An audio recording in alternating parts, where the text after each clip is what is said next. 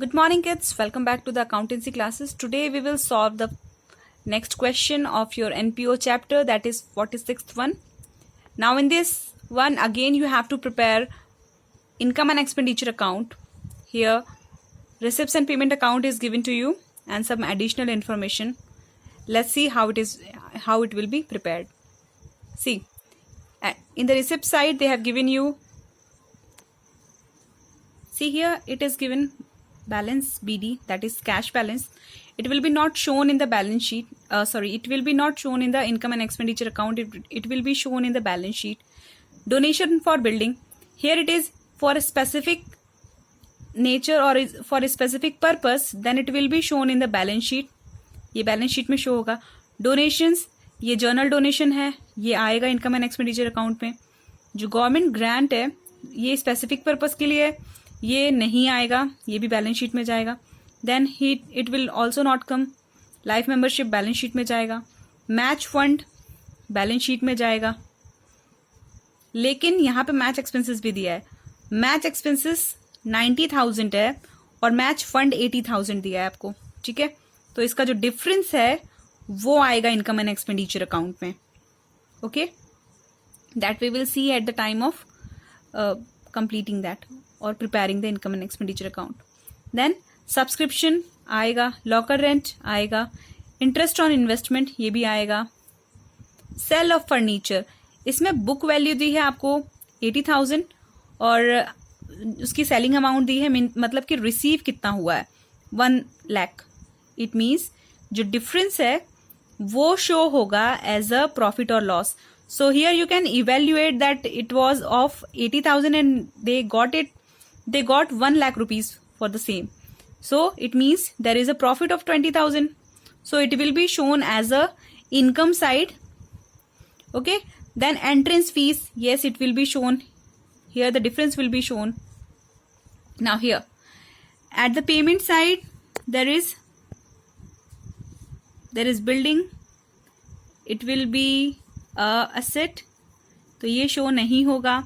Then project expenses ये भी यहाँ पे शो नहीं होगा. मैच एक्सपेंसेस नहीं शो होगा क्योंकि फंड क्रिएट हुआ है. अभी मैंने आपको बताया कि डिफरेंस जो है उसका वो शो होगा. देन फर्नीचर असेट है, नहीं शो होगा. इन्वेस्टमेंट शो नहीं होगा लेकिन इसका जो हिडन एडजस्टमेंट है ये शो होगा, जो इस पे इंटरेस्ट मिलने वाला है. देन सैलरी शो होगा, इंश्योरेंस शो होगा, सन्ड्री एक्सपेंसेस शो होगा. देन ये भी नहीं आएगा और ये भी नहीं आएगा, ये बैलेंस शीट में जाएंगे. अब देखो यहाँ पे एडजस्टमेंट दिए हैं आपको. During the year ended 31st March the club had 550 members and each paying an annual subscription of 100.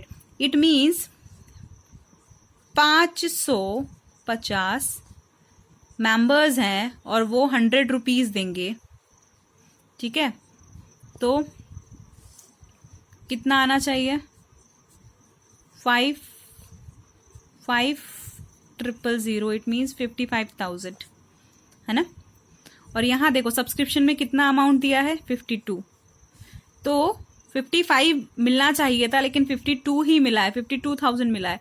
It means 3,000 का क्या हो गया है? आउटस्टैंडिंग हो गया है. ठीक है, तो ये हिडन एडजस्टमेंट है. फिर से देखो, अब यहाँ पे salary outstanding at the beginning. अब आपको पता है बिगनिंग वाली आउटस्टैंडिंग को हम क्या करते हैं? माइनस करते हैं. और एट द एंड जो आउटस्टैंडिंग होता है उसको हम क्या करते हैं? ऐड करते हैं. ठीक है, अब जल्दी से क्वेश्चन सॉल्व करते हैं, फिर देखते हैं कि क्या सरप्लस आता है या डेफिशिएट आता है. So here I have prepared the format. Solution number 46 of T.S. Garewal book, that is income and expenditure account for the year ended 31st March 2020.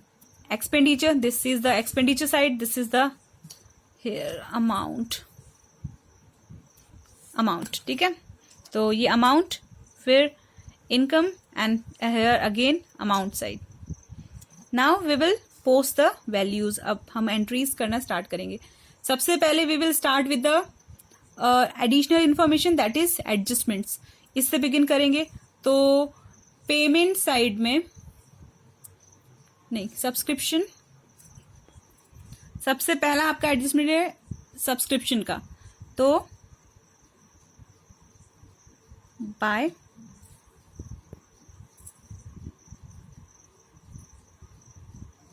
Subscription कितना दिया है आपको, दे हैव गिवन यू 52,000 प्लस क्या information मिली है आपको,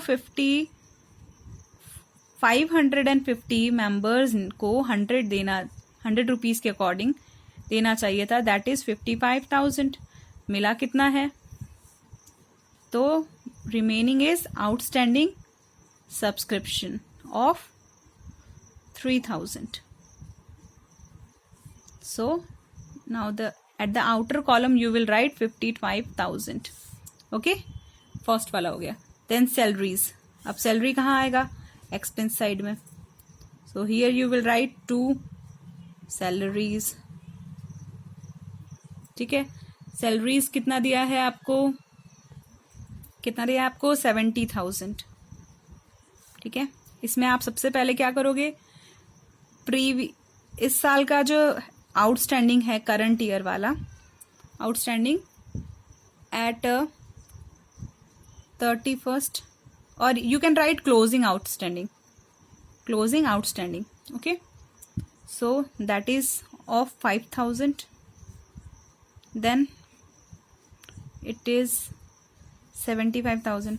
Now you will deduct the opening outstanding. Okay, this is 10,000. Now the amount will be written at the outer column, that will be 65,000. Okay, now initially we have done the adjustment which are given in your question. Now we will simply post all the payments at the expenses side and all the receipts at the income side in the income and expenditure account. Now see,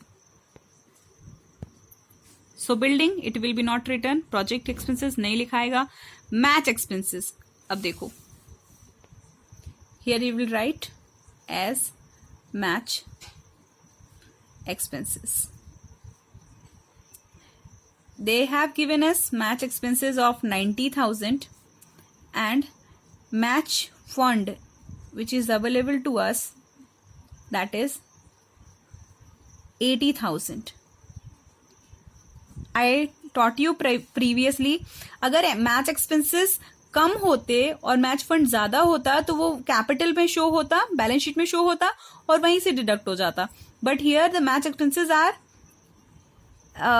more than the match fund, so the amount will be shown in the income and expenditure account as the expense. Okay, now your next point is investment, that will be shown in the balance sheet. Next is salary, yes it will be written, so we will write down to, already we have done the adjustment of it. Now the next point is insurance.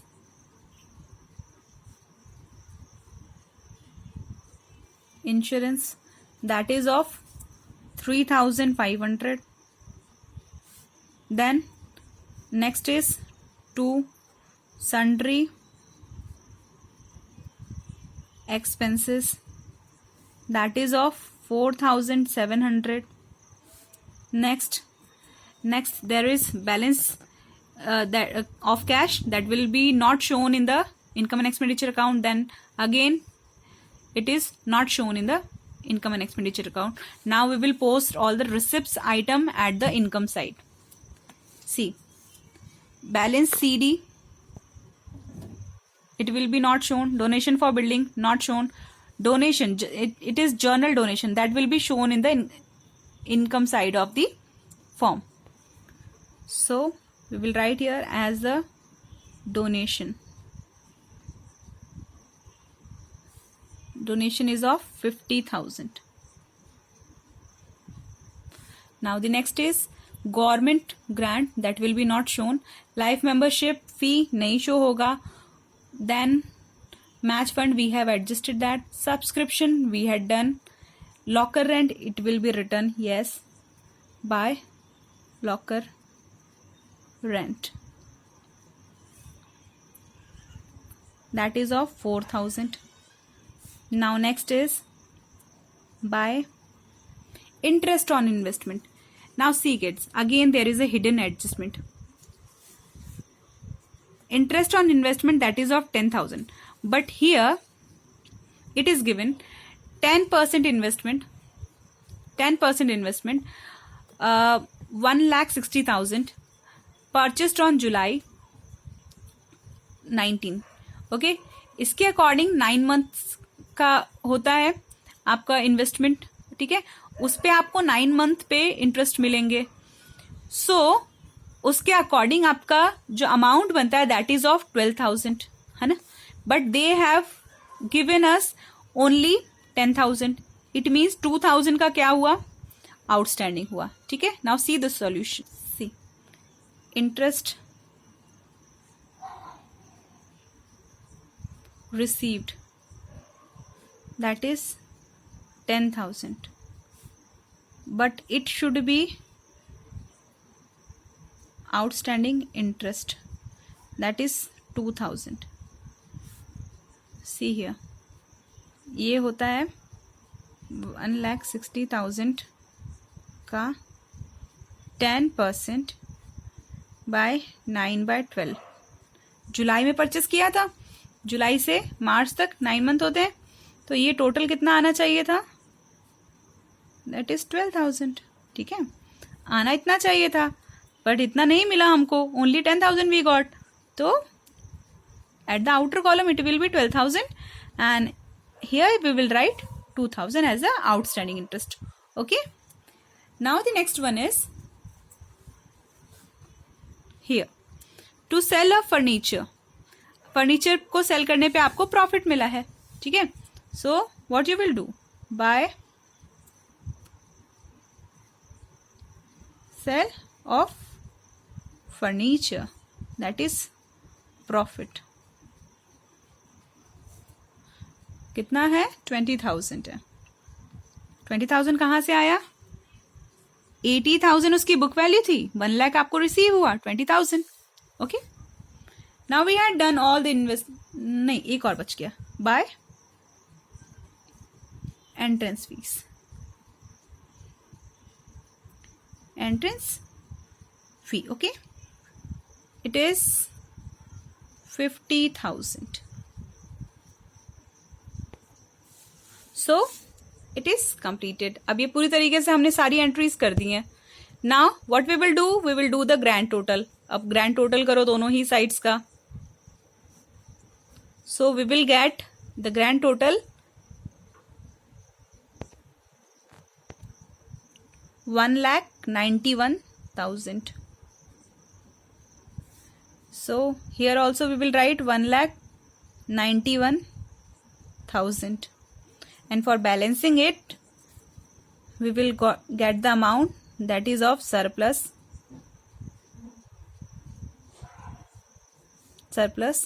that is of 107800, and it is your answer. Okay kids, so I hope this question is clear to you all. If you are facing any doubt, so ask me in the comment section. Till then, take care, bye bye.